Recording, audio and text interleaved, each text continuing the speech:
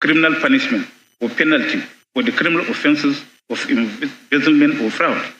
Clearly imposition of the penalty of disqualification for embezzlement or fraud solely on the basis of an indictment for those offences by an administrative panel of inquiry implies a presumption of guilt, contrary to Section 36 of Section 5 of the Constitution of the Federal Republic of Nigeria 1999, whereas conviction for offences and imposition of penalties and punishment are matters appertaining exclusively to judicial power. See also the cases of Amici and Anis Omuwaye versus Attorney General of a State, Karim and others versus Shinkafi. A careful perusal of P5 relied upon by the petitioners showed that the case number 193-CV-04483 was in the civil docket of the U.S. District Court, Northern District of Illinois, and it was a civil forfeiture proceeding against funds in specified accounts with First Heritage Bank and Citibank N.A. Exhibit N5 is actually an action in rem against the funds with First Heritage Bank and Citibank. It is not an action in personam against the second respondent. In Jonathan versus Federal Republic of Nigeria, citation supplied.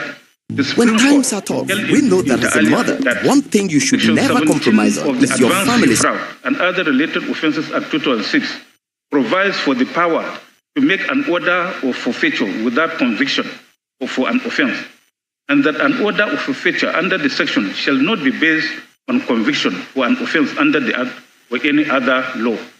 The Apex Court further held that there was no need to prove any crime in forfeiture property under Section 17 of the Advance Fee and Other Related Offences Act. A civil forfeiture is a unique remedy which rests on the legal fiction that the property, not the owner, is the target. Therefore, it does not require conviction or even a criminal charge against the owner, as it is not a punishment, nor is it for criminal purposes. See also the cases of Lawari Furnitures and Baths Limited versus Federal Republic of Nigeria, Alison Madueke versus ESCC. From the legal definitions and judicial authorities cited above, it is clear that the sentence of imprisonment or fine for any offence involving dishonesty or fraud envisaged in Section 137, subsection 1D of the Constitution is one imposed upon a criminal trial and conviction. In the instant case, the petitioners have failed to show evidence that the second respondent was indicted or charged or arraigned, tried and convicted, and was sentenced to any term of imprisonment or fine for any particular offence.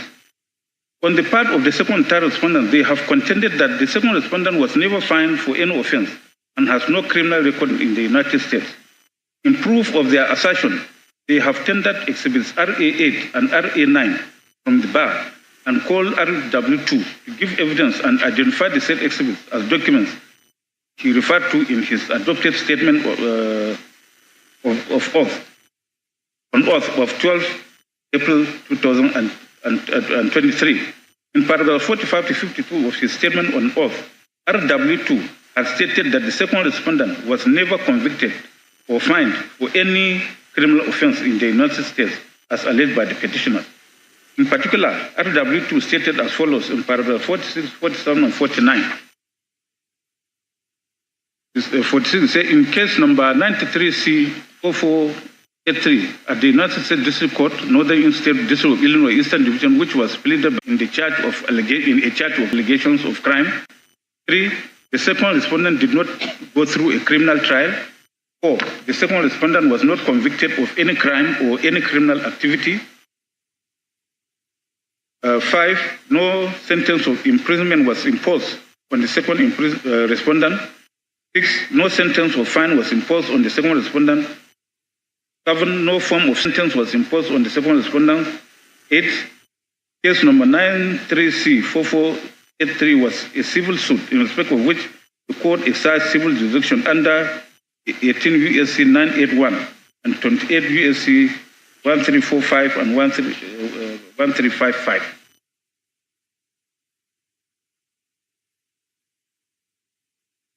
In paragraph 47, he said, I also note that in case number 93C Often, no impersonum criminal sentence was imposed on the second respondent.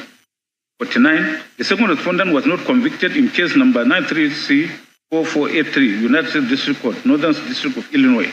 The United States of America, through its embassy in Nigeria, had, by a letter dated February 4, 2003, addressed to the then Inspector General of Police, confirmed that upon the record text of the Federal Bureau of Investigation's National Crime Investigation Center, NCIC, the Centralized Information Center that maintains the record of every criminal arrest and conviction within the United States of America, there were no records of any form of criminal arrest, warrants against the second respondent. I shall rely upon a copy of the said letter of February 4, 2023, signed by Michael M. Bonner. Under cross-examination by both respondents, RW2 has stated that as a practicing attorney in the United States, he knows that there cannot be a conviction unless there is an indictment. He also stated that exhibits RA8 and RA9 gave the second respondent a clean bill of health as far as criminal conviction is concerned. When cross-examined by the petitioner's counsel, the U.S. Embassy had replied with the exhibit RA9 and stated as follows, quote, in relation to your letter dated February 3, 2003, reference number SR 3000, IGP SEC, ABJ, Voluntary Crime Information Center, NCIC, was conducted. The results of the checks were negative for any criminal arrest records, warrants for Bola Ahmed Tinubu, contains the record of every criminal arrest and conviction within the United States and its territories. Apart from the above, Section 249 of the Evidence Act 2011 has stipulated how previous criminal convictions outside Nigeria can be established. Section 249, subsection 1 and 2 provides a previous conviction in a place outside Nigeria containing a copy of the sentence or order and the fingerprints of the person or photographs of the fingerprints of the person so convicted, together with evidence that the fingerprints of the person so convicted are those of the defendant. 2. A certificate given under subsection 1 of this section shall be prima facie evidence of all facts set out in it, without proof that the officer purporting to sign it did incur why a crime was alleged to have been committed by the second respondent. It is significant to state that this petition is a declaratory action in which the petitioners are seeking inter alia that this court declare the second and third respondents as unqualified to contest the election. The petitioners who have made the allegation have the burden to prove the allegation on the strength of their own case and not on the weakness of the respondents. The Okereke vs. Umahi, Menike vs. PDP, Omushore vs. Rebushola, which are the petitioners have evidently failed to establish the allegation that the second respondent is disqualified from contesting the presidential election